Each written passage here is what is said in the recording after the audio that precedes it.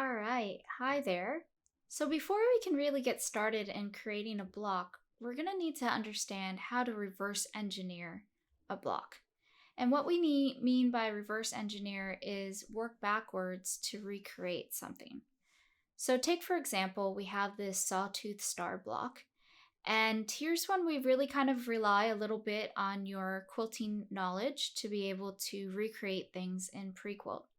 So we have this sawtooth star block, and we need to have an understanding of what the pieces or patchwork components would be that would create this block in real life, because that's the same way we would recreate it in PreQuilt.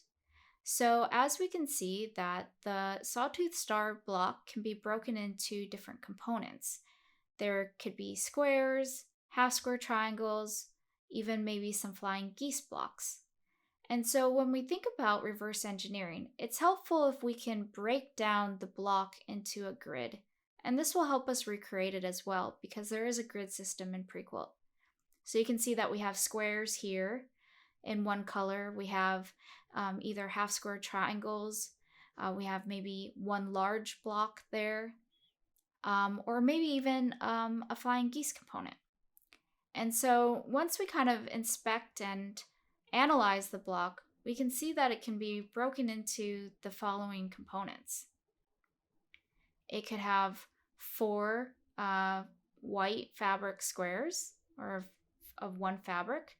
It can have four flying geese. Here's those white squares.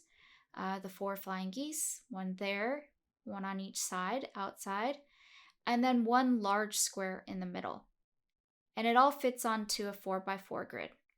So with this knowledge, we can now get started on recreating this block in PreQuilt.